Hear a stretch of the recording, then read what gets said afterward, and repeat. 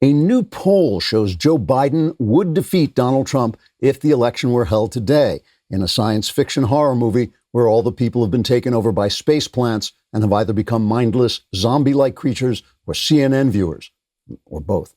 According to the poll from the Dog-Faced Pony Soldier polling agency, 53% of voters are hoping either to vote for Biden on Election Day or be swept up to heaven in the rapture, whichever is less expensive. 17% of voters want Biden elected because it's just been such a depressing year and they could use a good laugh. 22% of voters want Biden to win because it's about time senile people broke the glass ceiling that for so long has prevented them from sitting in the Oval Office, drooling and muttering completely incomprehensible nonsense. And 9% want Biden to win because he cares about people like them, who also don't know where they are or what they're talking about. The remaining 5% are CIA agents who want to run the country and feel that Donald Trump is standing in their way. There's still an enthusiasm gap between Biden and Trump. 21% of Biden voters say they'll make the effort to vote for him if they wake up in the morning and find themselves at a polling place with a marker in their hands. 12% say they'll vote for him if someone will drive them to the polls and give them $1,000. 8% say they'll vote for him if a grizzly bear is chasing them and the only place they can find to hide is the elementary school where they think they voted last time, though they're not sure. And the remaining 8% say they'll vote for Biden by mail now that they're dead and Democrats copied their name off their headstone.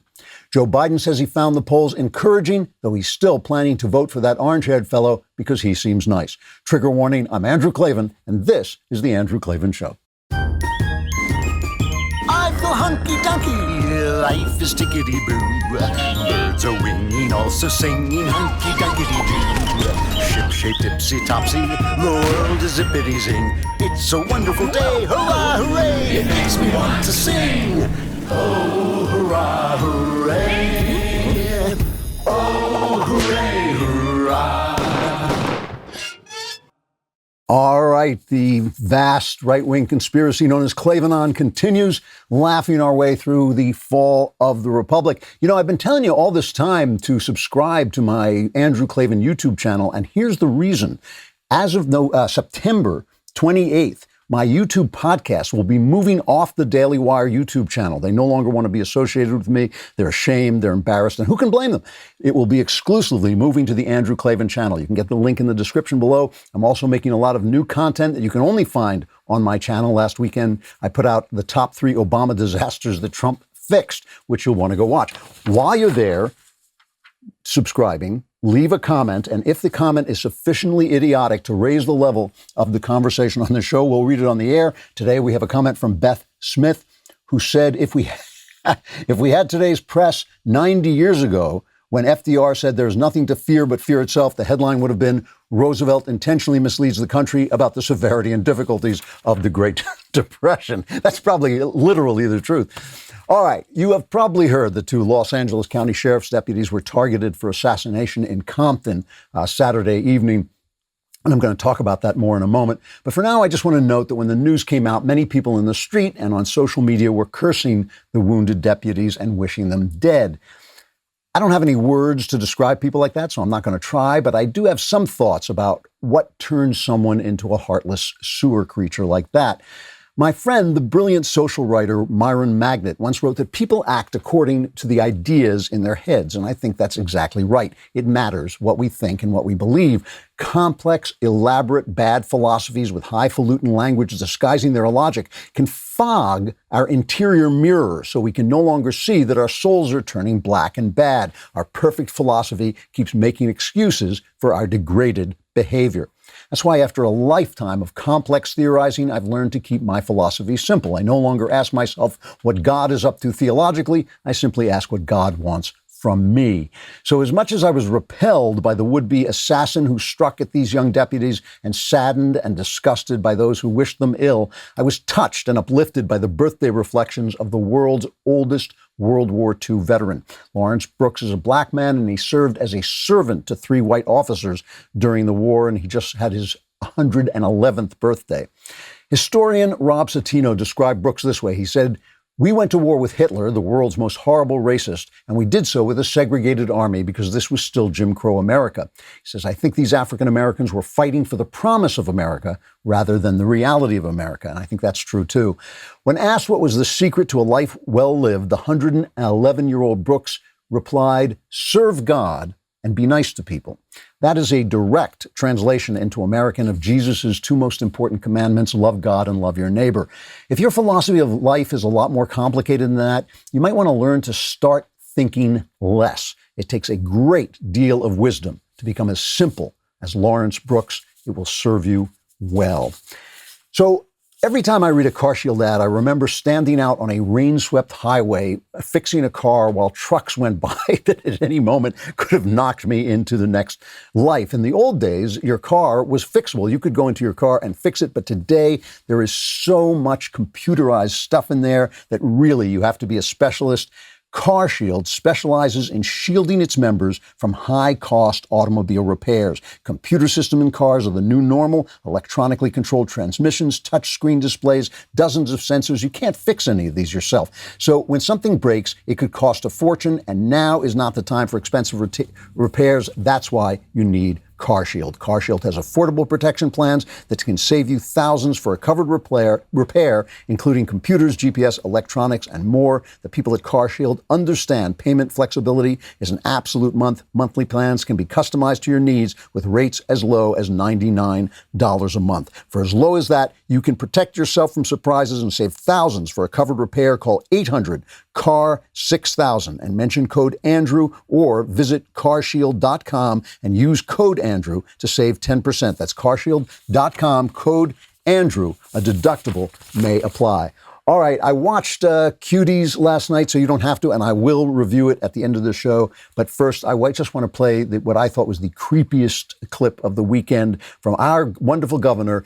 Our state here is burning down. It's burning down. The air quality, even right here in my loft, is terrible. It's just every day. It's very hard to hike. It's very hard to do anything. Here's an ad that Gavin Newsom put out, and if you can't see it, he's standing amidst complete forest devastation. When you have temperatures, record-breaking temperatures, record droughts, then you've got something else at play. And that's exactly what the scientists have been predicting for half a century. It is here now. California, folks, is America fast forward.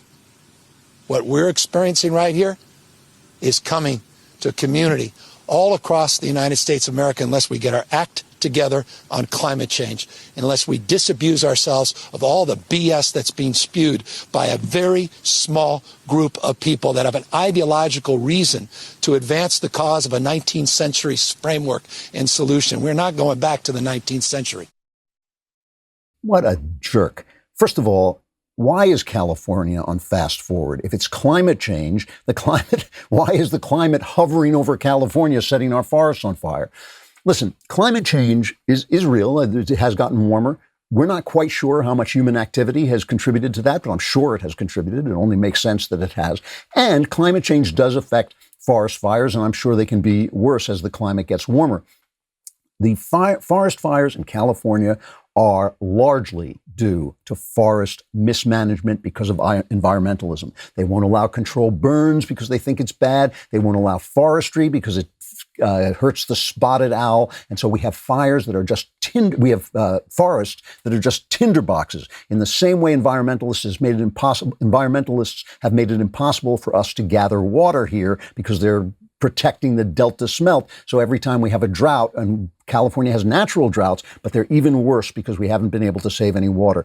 This is garbage. And Donald Trump is calling them out on this, so they're saying that he's wrong. He's right. He is absolutely right. California is a mismanaged state. So when he says that California is America on fast forward, that is a really dangerous truth. It may well be that if we start becoming a left-wing, nonsensical government like California has, the entire country could look like California. It's the old story. If you don't like the leftism, what you need is more leftism. They're always selling this, and it really is an embarrassment. It's an embarrassment to have your governor doing that. And we'll talk about him later when we talk about Cuties. So these deputies, we got to talk about this. Two deputies, these are young people. They were about a year, 14 months out of the academy. One of them, a lady, a 31-year-old wife and mother of a 6-year-old. The other, a 24-year-old male, both very young people. They were transit security. They were sitting outside one of our trains. and this guy came up to him and just fired through the windshield. There's a picture that's just come out. A guy at Fox News, I think, put it out, of the lady deputy. She got hit in the jaw. First, I should say, by the way, that thanks to the medicos, they're going to be okay. They're going to pull through. That is excellent news. There's a picture of the lady deputy who was shot in the jaw, radioing for help while she puts a tourniquet on the wound of the male deputy. So these are people, obviously, of tremendous courage, tremendous resources, and obviously people who want to serve. You know, people don't go into the police department because they want to beat people up. They don't go into the police department because they want to shoot people. They go into the police department because they want to keep the peace. I know a lot of cops. These are really terrific people. Yes, are there bad cops? Of course there are. They're bad everything. They're bad writers. They're bad commentators. They're bad everythings. But most of these people go in to serve. They are risking their lives for you, for us. And this guy is, well, let's let the President of the United States describe him. This is cut 3. You saw a video of that animal that went up to the car. Did everybody see that? This animal goes up to the car. 2 unsuspecting fine people. They were fine people. I mean, they're in very grave condition, as you know. Fine people. He's an animal. And I called him an animal. And I was criticized by people calling him an animal. They said he's a human being. He's not a human being. He's an animal. He's not a human being. Joe Biden opposes the death penalty, even for cops who, I mean, look, you have to see, even for these cop killers who go around, the predators, they murder children. People like the Boston bomber, he opposes the death penalty for the Boston bomber. He wants to give prisoners a vote. He wants to have the Boston bomber be able to vote. I don't think so. So Biden put out a statement that said, this is a tweet. He later put out a fuller statement saying that he's praying, he and Jill are praying for the deputies. But his original statement said this cold-blooded shooting is unconscionable and the perpetrator must be brought to justice. Violence of any kind is wrong. Those who committed should be caught and punished. Jill and I are keeping the deputies and their loved ones in our hearts and praying for a full recovery. It's not true that violence of any kind is wrong. There are riots now in a Lancaster, Pennsylvania, after police shot a man who was running at them with a butcher knife. I mean, the body cam video shows the guy coming, and they shot him and people are rioting. But that's not wrong violence. It is right. That was the right thing to do. It was the right thing to shoot him. Violence of any kind is not wrong. And in general, the thing is, this violence against cops, you can't deny. Only the shooter is responsible for his actions. But you cannot deny that a narrative has caused this to happen. And the narrative is that cops are violent, that they're hunting down black people. This is language the left has used, that they're hunting down black people, that every cop killing is somehow in error, that every cop killing is somehow wrong. And the fact is, almost all cop killings are actually right. I mean, they're actually the right thing to do. It is very, very rare that these guys just go off and kill somebody. I mean, even in the case of George Floyd, where that looks very bad on video, and we'll hear the trial and we'll find out what happened. But the guy was on a lethal dose of fentanyl. He was resisting arrest. If you don't do that, if you don't do those things, you're not going to get killed by the cops, most likely, 99.99%. And in general, Joe Biden has supported that false Black Lives Matter narrative. For too long, Black Americans have lived with a knee on their neck, not only institutional violence, but daily injustices like having the police called for sitting in a coffee shop or watching birds in the park, which is just a lie. I mean, the coffee shop, these guys were refusing to leave. They weren't buying anything. It was only the fact that they were black that gave them the privilege to do what no one else in that coffee shop was supposed to be doing. You know, and he has put out ads saying a black person can get killed just for being black. All of these things are just not true. I mean, there is just high crime in poor black neighborhoods, an inordinate amount of crime, an inordinate percentage of crime, and that's what the police are reacting to and have to react to. And most of the people in these neighborhoods who are actually law-abiding citizens, most of them know this about the police, and so they can't come out and praise the police, but they know when the police come in, they give them the nod, they know that these are people coming in to help them. So some of this stuff, some of the reactions to these deputies being shot was genuinely upsetting. There were people outside.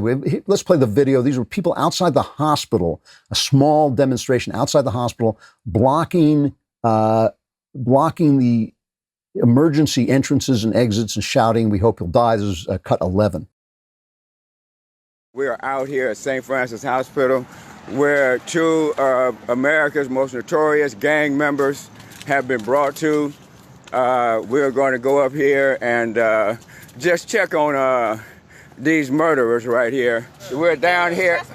Excuse me? No, we're coming to visit someone. No, you're not. We can't go visit nobody? You can once we confirm who it is, but there's no visitation allowed anyway, so you gotta go. All right, y'all, you see what's happening right here, right? They got these pigs out here. So these are people, again, who have convinced themselves that somehow the police are the bad guys. Somehow the police are out there. He calls them murderers. They went out and they blocked the emergency entrances, tried to block the emergency entrances, which meant anybody trying to get in there who was in an ambulance, who had a heart attack or whatever, was going to have a hard time getting in. There was celebrations on the street. Let's play cut 10. Just aired the police out. They just aired the police out. It go up and come. Them just got aired out, cuz. They just bust on them, cuz. That's crazy. They just got aired out. Somebody ran up on the car and bust on it right through the window, in the face and all. It's a wrap. Now, I should mention, by the way, that in these neighborhoods, which are some of the poorer neighborhoods in LA, that there were lots of people who reacted with shock and horror. So we play these things to show you the degraded state of some of the people there. But of course, most of the people there are not these people. And I think that's an important thing to remember, because this is not about black people. And if you think it's about black people, you've been taken in by the Marxists, just like the black people who are doing these things, right? This is about Marxism. This is about Marxism. Marxism uses black people. Marxism uses women. I've talked at length about the way women their emotions have been ginned up about Donald Trump, while the left has been covering up the rapists, Harvey Weinstein and Jeffrey Epstein. They covered that up. And Matt Lauer's misbehavior, they covered that up. But the minute they had a tape of Donald Trump saying something ugly, they put that out there because they're using women. They're using black people. They're using the pain of black people, some of which because of the bad outcomes in black communities, which I believe are traced largely to welfare policies from the left. But because of the bad outcome in some of these communities, black people are in pain, they're suffering. And, obviously, look, the guy on the street, the guy whose kid is not getting an education in school, or the woman whose child is not getting an education in school, she doesn't know maybe what policy would fix that. She doesn't know that the teachers' unions are standing on her back and keeping her kid down. She doesn't know the teachers' unions are blocking that path to education and improvement. She doesn't know that the Democrats are closing off the path to charter schools and while sending their kids to private schools. She doesn't know that stuff. So this is an abuse of Marxism, which used to try to separate people by class. That's a little harder to do in America because the classes are still fluid. We don't really have the kind of class system where Marx was writing in England, right? There was a very rigid class system, and it was hard to traverse the lines. It was hard to move up from the lower classes into the upper classes. In America, that historically has not been the case, so it's harder to do that. So they've used race. They use these things. The point is the power. The point is the power. And the theory behind this is it's okay to shoot a cop. It's okay to kill a cop because the laws that he is enforcing are the laws of an evil society. They're evil laws, and therefore enforcing those laws is committing evil. That's why the looters say, oh, well, this is redistribution of wealth. We have the right to steal people's private property. We have the right to do this. And so they're really against civilization itself. They're really against the very borders, the margins of civilization itself, but they have no idea what to replace it with. And that's what you should remember. This is about a philosophy. It is not about a race. It's not about the color of people's skin. That's ridiculous. It is about the ideas in people's heads. Being in debt sucks. If you've ever been in debt, you know it sucks. You worry. People have the right to suddenly call you and badger you. Your credit score goes down, makes it harder to do other things. But Freedom Financial helps people overcome debt and achieve financial freedom. If you're losing sleep over maxed out credit cards or stressed out thinking about your mortgage payments or student loans, Bills.com can help you take back control of your life. The first step to lowering your monthly payments and becoming debt-free is to get a free debt assessment. It only takes a few minutes and could save you hundreds or even thousands of dollars each month. From debt settlement to personal loan consolidation to student loan or mortgage refinancing, Bills.com has you covered. They're part of the Freedom Financial Network, which has been in business since 2002 and settled over $10 billion in debt. Take the first step to defeating your debt. Get your free debt assessment today. Go to bills.com/Klavan. That's bills.com/Klavan, bills.com/Klavan. Now, when the bill collector shows up at your door, all you have to do is spell Klavan. You're doomed. It's KLA. That's right. That is absolutely right. You know, the other thing about this story, too, I mean, Trump hits Biden as being an appeaser. This is cut 14. In the Republican Party, we know that police officers are not villains, but the heroes who risk their lives to keep us safe. And they guard, you know, the thing that's incredible, I know so many police, they're so good. One bad apple, and they're on for months. One bad apple, they go on for months. The thousands and tens of thousands of good things, nobody talks about it. These are great people that have done a great job, and we have to support our law enforcement. So Biden wants to appease domestic terrorists, and my plan is to arrest domestic terrorists. I think that this is a decent point. A lot of people wish Trump would act more strongly in local riots. It's very, very difficult to do. It's very difficult to send in troops to a hostile area so that if, for instance, Portland is not asking for troops to come in, if they're being hostile to those troops, it's very hard for those troops. It's like being in enemy territory. So it's a very difficult thing to do. It's not as easy as you think it is, oh, just send in the troops. He, as Donald Trump has said, he wishes he didn't have to wait for them to ask. But in a lot of ways, he doesn't have to wait, but he does. It makes it a lot easier to send your troops in when they're going to get local support, because all the local services and efficiencies are being run by the locality, right? So if you send in the military on its own, you've really got a problem. But, you know, it is worth going back. When Kamala Harris was running in the primaries, right, and she was only running against other Democrats, CNN did a report about the way she behaved after the murder of a husband, father, and San Francisco police officer when she was the San Francisco DA in 2004. And 3 days after this cop was shot, Kamala Harris came out and made the announcement that she was still going to hold to opposing the death penalty. It was 3 days after this cop was shot. It's cut 5. In San Francisco, it is the will, I believe, of a majority of people that the most severe crimes be met with the most severe consequences, and that life without possibility of parole is a severe consequence. That was 3 days after the cop. And this is Mrs. Espinosa, this is the police officer's widow, on her reaction to that announcement coming so soon after his death. I felt like she had just taken something from us. She had just taken justice from us, from Isaac. Did she call you? No, she never called me. I just don't understand how or why she would. You can't even wait till he's buried. You can't even wait to talk to the family. You can't just wait and, have some compassion and check in on the family. This story disappears now that Kamala Harris and Joe Biden are running against a Republican, right? It's one thing to run that story on CNN when it's all among friends, all Democrats, and we don't care, which Democrat wins. We're rooting for one Democrat over another Democrat. We're rooting for the Democrat who's going to win. But once they're running against Trump, they're going to run it as if, Biden condemned this violence too. And it's just not right. It's just not right. This narrative, this Black Lives Matters narrative, which was given credence by Barack Obama when his policy started to fail and he wanted to distract people with this stuff, that narrative is what is fueling the violence. And that narrative is being put forward by Marxists, and the narrative is being supported by Joe Biden and Kamala Harris. You want to see narrative at work.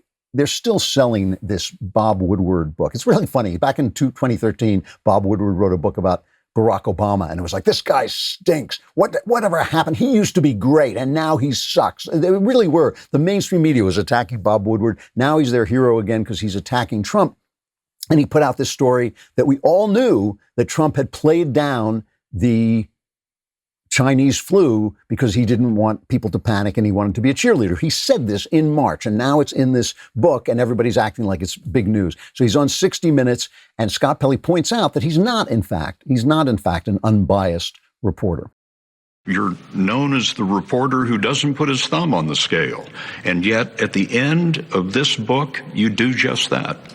It's a conclusion based on evidence, overwhelming evidence that he could not rise to the occasion with the virus and tell the truth. And one of the things that President Trump told me in the presidency, there's always dynamite behind the door. The real dynamite is President Trump. He is the dynamite. See, I just believe this to be untrue. There is something that I criticize Trump about and have criticized him about. Trump acted well. He acted well during the Chinese flu when the pandemic first arose. He acted well, but he didn't speak well at the beginning. And he continued to overstate the possibility of this passing through when he knew it wasn't going to. His way of talking remained focused on himself. He held those press conferences in which he allowed our dishonest, corrupt press to focus on him and to focus with these gotcha questions. He should have thrown them out. He should have thrown them out and just made the statements. Andrew Cuomo, on the other hand, the governor of New York, acted deplorably, but spoke well. People all over the country were watching his press conferences because he was giving good information from the best sources, but he acted appallingly. And the huge death toll in New York, which is still a large percentage of the American death toll, especially if you include the tri-state area, a lot of that was due to his actions. The Wall Street Journal did an excellent, unbiased, straightforward piece of good reporting over the weekend where they just showed you that he took control. Andrew Cuomo is a control freak, and he took control away from localities, which he doesn't really believe in. He doesn't really believe there should be localities. And even the mayor, Bill de Blasio, who was a complete moron, even de Blasio made decisions that were better than Andrew Cuomo's. Bill de Blasio said we need to shelter in place. And Cuomo said, no, we can't do that. I don't like the sound of shelter in place. That sounds like some kind of military. No, we're not going to. And then 5 days later, he introduced the same policy. The 5 days that went by cost a lot of lives. Obviously, sending people into nursing homes, insisting that they take people from nursing homes when the nursing homes were saying, please, do not send them in. We do not want to accept people who have had this flu because we're the vulnerable population. Cuomo overrode that. He's a control freak. Many thousands of people. They say it's 6,000, but they don't count all the people who died in hospitals, who got sick in the nursing homes and died in hospitals. They don't count all of them, so it's probably a lot more people died because of that dreadful policy decision. Localities are complaining that we knew we had a hot spot and we wanted to take action. Cuomo overrode us at every turn. So he acted badly and spoke well. Trump did not always speak well. He usually doesn't speak well, but he acted well. And he points this out, that he closed off, you've heard him repeatedly saying he closed off, the travel from China very early on. He has an ad saying this is cut 16. January 30th, the World Health Organization declared the Chinese coronavirus a global health emergency. President Trump acted immediately, announcing new travel restrictions on China. Starting at 5 p.m. Eastern on Sunday, the U.S. will temporarily ban foreign nationals who pose a risk of transmitting the coronavirus from entering the country. Democrats and the media attacked President Trump for these restrictions, but President Trump was right. Every expert agrees now, looking back, that the president's call to restrict that travel from China pretty early on was a good decision. But Joe Biden, he got it wrong. The very same day the China travel restrictions were announced, Biden attacked President Trump for acting irrationally. This is no time for Donald Trump's record of hysterical xenophobia, and fear-mongering to lead the way instead of science. So that is what Joe Biden said. And what the left-wing fact checkers keep saying is, well, he didn't say he was against the China ban, but that's basically what he was suggesting. So T.J. Ducklo, Biden's press secretary, and Michael Knowles lookalike, he goes on Bret Baier, and Bret Baier tries to get him to say, what was Biden's position? Listen to this. You're saying that Joe Biden was for closing down travel from China when the president did it? Joe Biden has been clear, and I can send you the fact checks if they're helpful, Brett. Joe Biden has been clear that he was not against that travel ban. But he was for it? Joe Biden has been clear about this, Brett. I can send you the fact checks if they're helpful. This has been fact checked into oblivion. Okay, I'm just asking you the question. You're saying yes, he was for the China travel ban when the president implemented it 48 hours after receiving that briefing. The important thing about the travel ban, yes or no? Yes or no? And I know, Brett, I know that you all like to cite the travel ban. I know the president No, the likes to cite president does. That's why I'm bringing it up. Obviously, it's going to be in the debate. Brett, hold on. The important thing to know about the travel ban is that even after the president implemented that travel ban, says that he implemented it, tens of thousands of people came in and out of the country. I'm going to take it that you're not going to answer that question. You're going to send me some fact checks.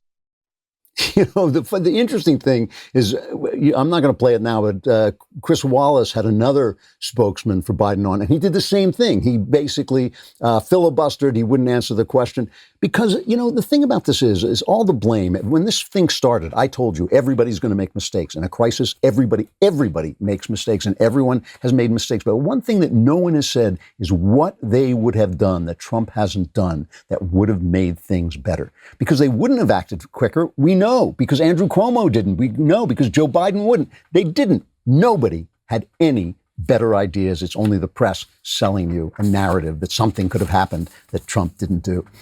All right. You know, I don't know if you do this all the time. I don't drink enough water. And I don't drink enough water. And suddenly I get really tired and I don't know why. And I think, I got to take a nap or something like this. But really, if you just stay hydrated, you will feel a lot better. Liquid IV's Hydration Multiplier is an electrolyte drink mix that will help you get hydrated quicker. You'll all probably know Liquid IV for their popular hydration drink mix. They've just launched their newest line, Energy Multiplier, with roughly 100 milligrams of clean caffeine. It's the perfect coffee replacement and an all-natural alternative to processed energy drinks for a sustained energy boost throughout the day. Liquid IV's cellular transport technology delivers an optimal ratio of nutrients for more efficient uptake. And Liquid IV is on a mission to change the world. They're donating 3.7 million servings in response to COVID-19. Products are being donated to hospitals, first responders, food banks, veterans, and active military. Liquid IV is available nationwide at Costco, where you can get 25% off when you go to liquidiv.com and use code Klavan at checkout. 25% off anything you order when you use promo code Klavan at liquidiv.com. Start fueling your adventures today at liquidiv.com. Promo code Klavan. You'll be strong enough to be able to spell Klavan, which is Klavan. There are no easy things. There aren't. I'm just making it look like this. Really, I know. You're saying, how does he do that? A lot of ways you can watch and listen to our podcast. You can go on Apple Podcasts, YouTube, Facebook, and I hope you will subscribe and leave 5-star reviews everywhere you go. And of course, you can go to dailywire.com. But we're now on Apple TV and Roku, so you can watch on your TV. You have to be an Insider member to watch live. So head over to dailywire.com/Klavan and use code WATCH to get 15% off your membership. Plus a Leftist Tears tumbler, which is worth it right there. Again, that's dailywire.com/Klavan to get 15% off with code WATCH and download the Daily Wire on your Apple TV and Roku today. We'll talk about Cuties coming right up.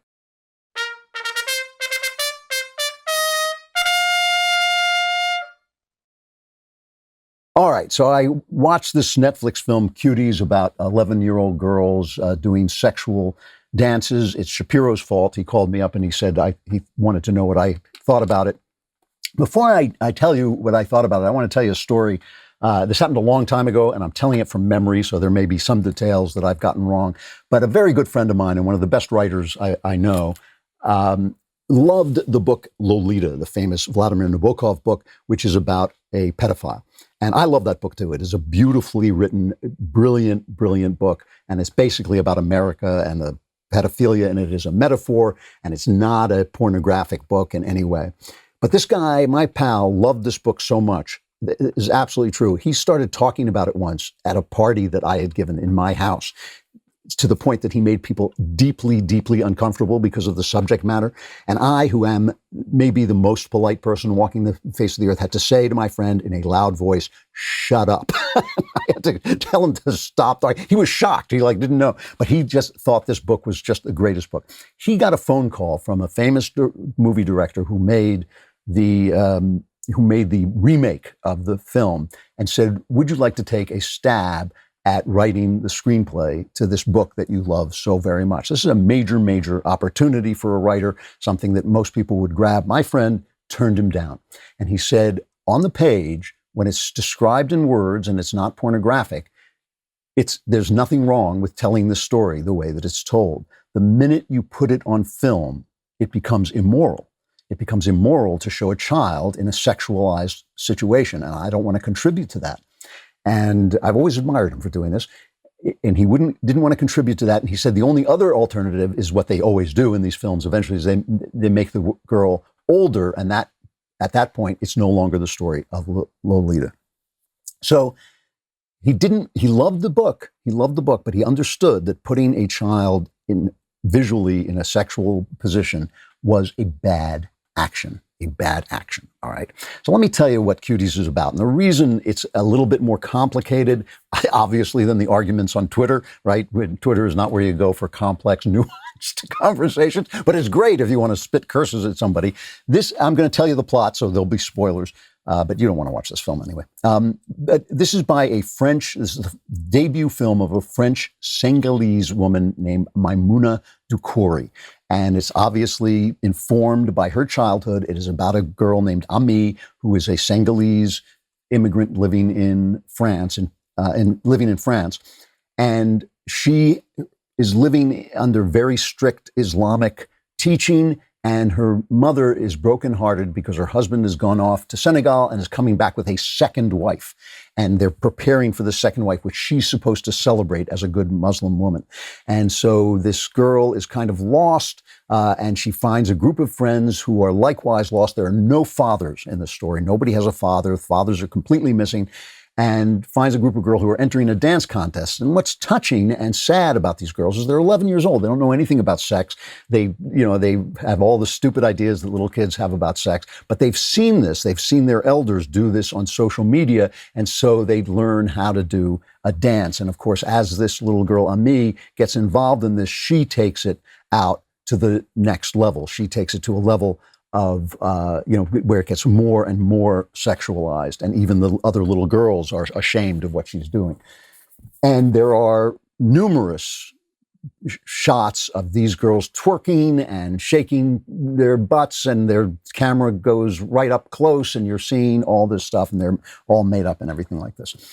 So the lady who made the movie says this is a feminist film. She was trying to show that these girls had no place to go where they could become young ladies or young women with any kind of guidance whatsoever. They were either in this, what to her is this hyper-patriarchal, well, it is a hyper-patriarchal society of Islam, or they go out into a West that is completely decayed. Now, this is like one of my favorite living authors, Michel Houellebecq. This is his story that he tells again and again in novels like his best novel, Submission. He tells the story of the fact that with the collapse of Christianity, a benevolent patriarchy has vanished and is being replaced only by either the oppressive patriarchy of Islam on the one hand, or this hypersexualized character. And all of his books have the same plot. They have a plot of a libertine having meaningless sex, but enjoying meaningless sex of every single kind, and then the Muslims come and kill everybody.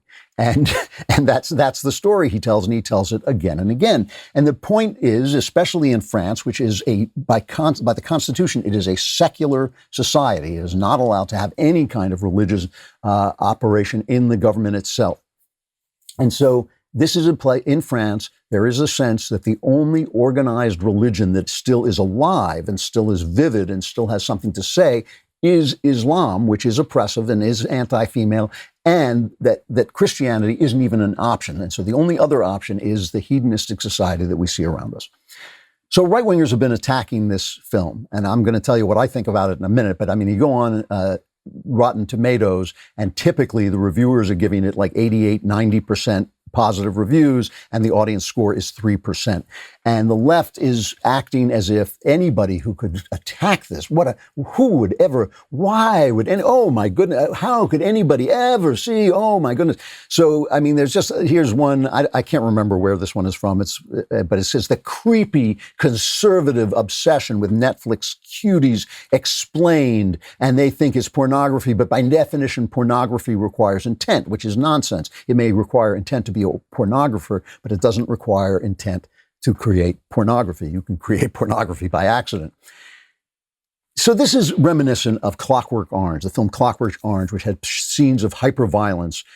Even though it was opposed to hyperviolence, it glorified it and caused incidences of hyperviolence. And in Britain, they banned it. It's still banned, I think. You still can't show Clockwork Orange in the theater in Britain because they said no matter what its intent, it causes these bad things to happen. So here's the thing.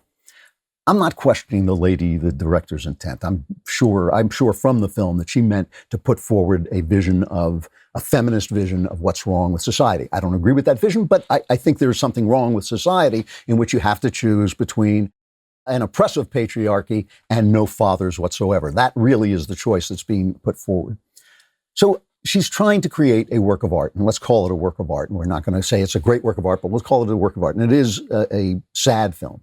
And I found it depressing, actually. You can commit a bad act while making art. That is simple logic. I could kill somebody and make art out of it, especially visual art. I could torture and kill somebody on film and make it a work of art, such that it did what art does. It addressed the human condition in ways that only narrative and metaphor can do, right? I could kill and torture somebody and say, yes, but my intent was to create a work of art in which you will be repelled by murder and torture. Fine, that's my intent, but I've still killed and tortured somebody. That's a bad act, an immoral act. This lady has committed an immoral act in making her work of art. These children who are the actresses have been forced into pornographic situations, and there's simply no question that pedophiles looking at this are going to be turned on and enticed. There's just no question about it. I mean, I don't happen to have this problem, and I have a real, very powerful, emotional objection to children being abused. And so that's what's happening here. And children are being abused, were abused in the making of this. If an animal were killed, if a dog had been shot in the making of this, you would be hearing it from the left as well. Okay. But because it's only children being sexually abused, they don't care. You know, this is the thing. It's not that there is a conspiracy to normalize the abuse of children. It is that in Hollywood, the abuse of children is rampant. And in our society, among the powerful, the abuse of children is rampant. And when people do what's wrong, they want to justify it. And one of the ways they justify it is by getting you to agree to it. And that is what is going on in a lot of these films. Now, that's not the intent of this filmmaker, but it becomes part of the intent. Listen, Corey Feldman came out.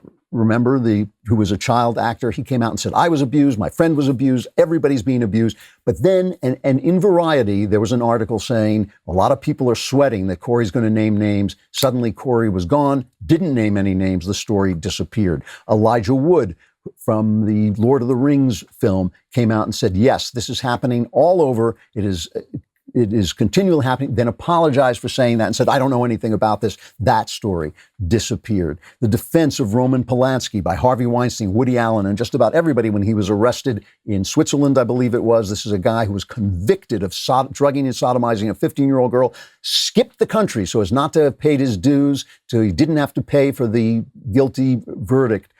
They're defending him. You know, Victor Salva, the guy who made the Jeepers Creepers films, convicted pedophile, 12-year-old actor, he sexually abused.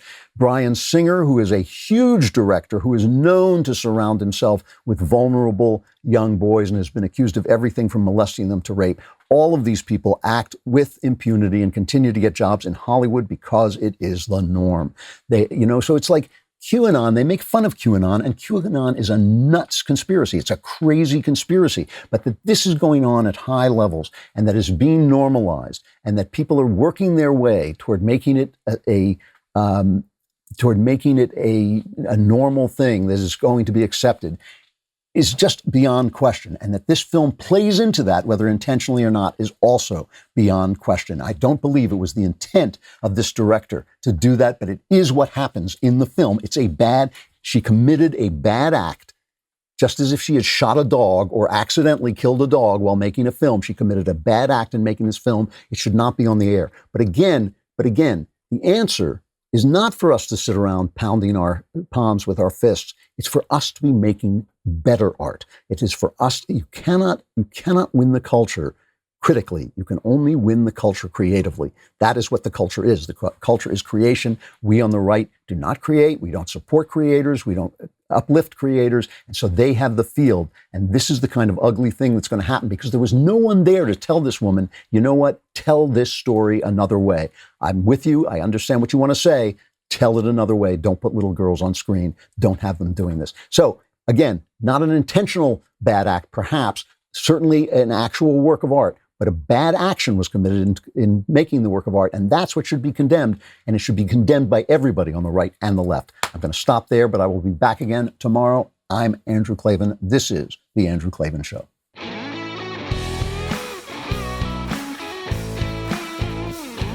The Andrew Klavan Show is produced by Robert Sterling. Executive producer, Jeremy Boring. Our technical director is Austin Stevens. Supervising producer, Mathis Glover. Assistant director, Pavel Wadowski. Edited by Adam Sayevitz and Danny D'Amico. Audio mixed by Robin Fenderson. Hair and makeup, or head and makeup, is by Nika Geneva. Animations are by Cynthia Angulo. Production assistants, McKenna Waters and Ryan Love. The Andrew Klavan Show is a Daily Wire production. Copyright Daily Wire 2020. If you prefer facts over feelings, aren't offended by the brutal truth, and you can still laugh at the insanity filling our national news cycle, well, tune in to The Ben Shapiro Show. We'll get a whole lot of that and much more. See you there.